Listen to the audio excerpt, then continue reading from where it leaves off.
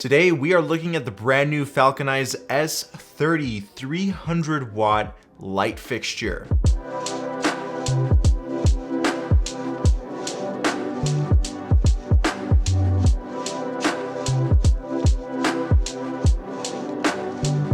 So this is supposed to be the Aputure 300D Mark II killer, and here's why. It's cheaper, and according to Falcon Eyes, it's brighter. So let's have a deeper look. So in the kit, you do get a very well padded case with great stitching on it. And this case is reinforced on all of its corners with nice rubber bumpers. And the case itself feels like a high quality case, something that you would probably pay $150 to $200 for. The one thing that this case is missing is more pockets on the outside, but that's a minor flaw. When you open up the case, we will have a netted pocket under the lid, and on the bottom, we will have all of the things that we need to get this S30 set up. We have the power cables, an excellent and strong C-stand clamp to mount your ballast for this light, which by the way is pretty massive. Just have a look at it right here. And here's the ballast as I'm taking it out of the case. It's built extremely well, made out of aluminum. Now I've left this light on for over a couple of hours at 100% brightness, and this ballast gets mildly warm. So it does a very good job with expelling heat. More on the ballast a little bit later. Now we have the light itself. You can notice that the light also comes with a built-in yoke, just like the other standard Aputure lights. This yoke is 360-degree rotatable without any obstruction, so you can mount this light upside down. The yoke itself is high quality, feels great, and I have no complaints here. We also have a very similar hand braking system that you would find on the Aputure series of lights, and you can also reposition it. The light has a slightly different look when you compare it to other light fixtures. It looks more futuristic, more modern, or actually it looks a little bit ahead of its time. And I really like the way the body was designed. It has these little rivets, so it actually reflects really nicely and it makes it seem like a very premium product. The diode, which emits the light, is large and protected by glass. We also have a Bowens mount, which will allow you to attach your standard accessories. And the only thing that I would want an improvement on here is that it does seem a little bit loose when I attach my accessories, but I've seen this on both the Aputure series of lights and Godox too. Before we talk about the overall brightness, let me show you how to quickly set up this light. There's two ways of powering it. You can either use the power coming out of your wall, or you can use two V-mount battery packs and attach it to your ballast. Now this is a 300 watt light, so it's gonna need two batteries to go up to 100% dim.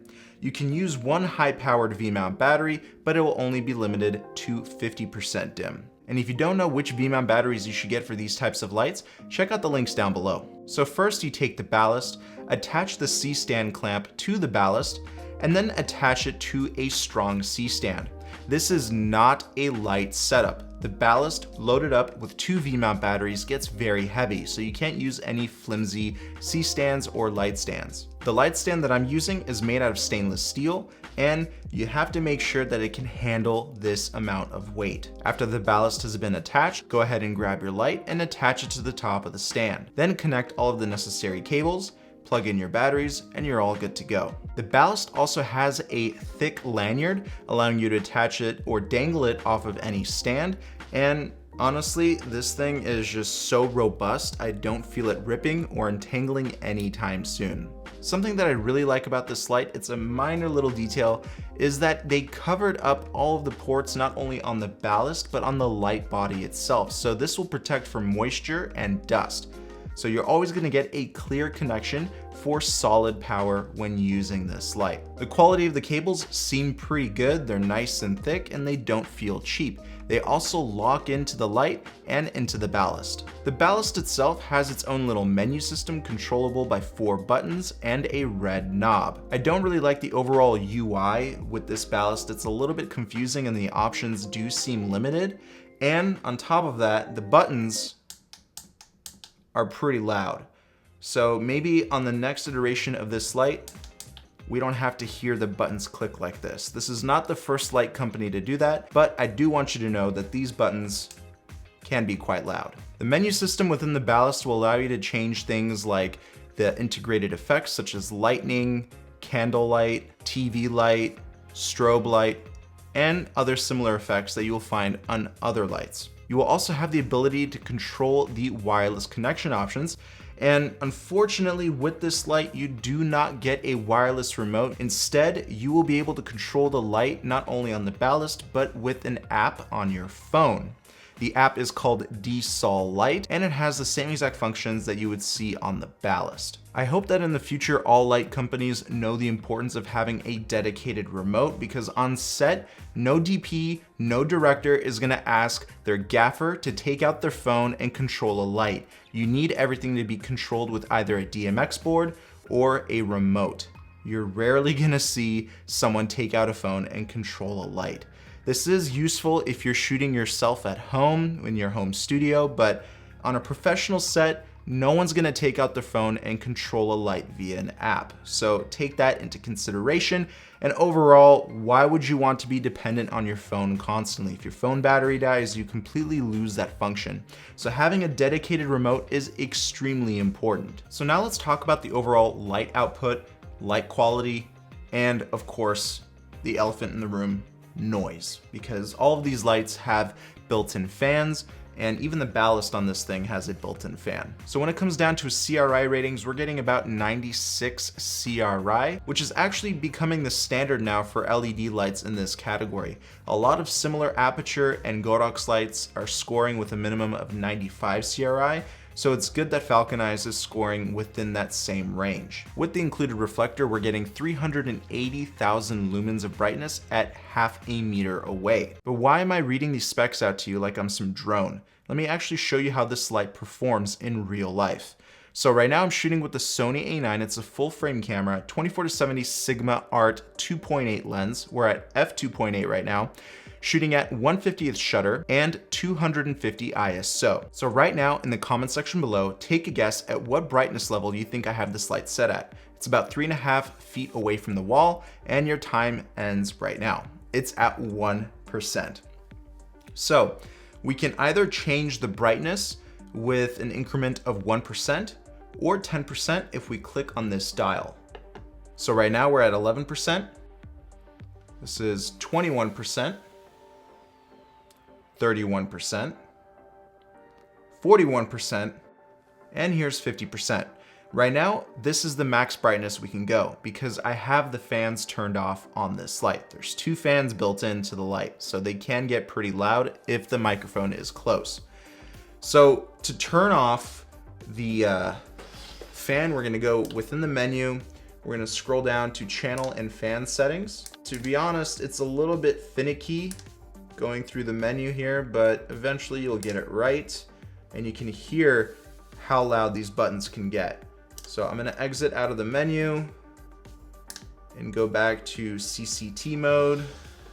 And this is a 5600 Kelvin light, so it's not really CCT, it's only one color temperature. So I don't know why they put that in the menu. Every company did that for some reason, so it's not abnormal. But anyway, now we're at 51%, 61. All right, now you can probably hear the fans right now. The mic is 2 feet away from the light, and I'll stop talking and you let me know if the fans are loud.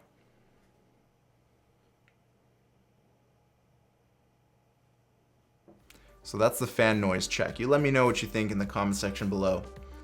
All right, so 71%, 81%, 91%, and that's 100%. So that's the wall. The wall is painted a dark blue color, and now it looks straight up white. So you can see the power of this light. It's very good.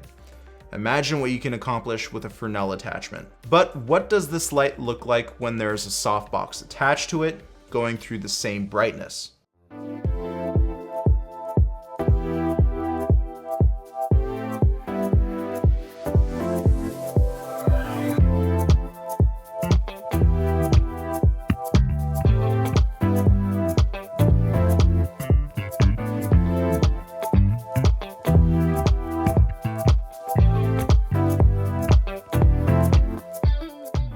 Now really quick, I do want to show you the built-in effects. I did mention a few of them earlier in the video, but let me show you what they are right now. As I go through the menu, it's going to flicker It does that because we're changing modes here into scene mode, which is where you're gonna find all of your effects. So I'm gonna click on enter. You have the options to change the overall effect, the speed of the effect, and of course the brightness. So I can change it to, what is this? I think it's fireworks. This is lightning and strobes and high beam, low beam, breathing white, which is a cool effect. And sometimes I do get a little bit confused on what these buttons do. It takes a little getting used to. I've had this light for about 2.5, 3 weeks, and I've been using it for all of my YouTube videos for the last couple weeks as my key light. So if you go back to my other YouTube videos from 3 weeks ago up until now, it was all shot with the Falcon Eyes S30. Now, another little minor thing that I want to add about this light is that if you decide to turn off the fan while you're using it and then you turn off the light and turn it back on, it's not going to remember that setting. It's going to reset to enable that fan if the light gets hot. So you do have to reset that setting every single time you turn on the light, and that can get a little bit annoying, but it's something you might have to get used to. So just throwing it out there just in case. This light is definitely for the budget filmmaker in mind. It's competing against Aputure and Godox, which are two very large companies and hot sellers of LED light fixtures. So where do they stand? Where does this light stand? I think that Falcon Eyes is definitely in the right place with producing the S30. It's cheaper than the Aputure 300D Mark II, it's brighter, and I think the quality is just as good. But there are some kinks. No wireless remote, the menu system is not the best, and the buttons, they're loud. And the fact that the fan likes to turn back on after you restart the ballast, that can be a little bit annoying. So, regardless of those little kinks, I do recommend this light. It's a budget saver. It's an overall beast of light output. And I just want to let you know that this is a light that will allow you to spend less, but get more in the long run. So if you're interested in the Falcon Eyes S30, check out the link down below, and I'll see you in another video. Peace.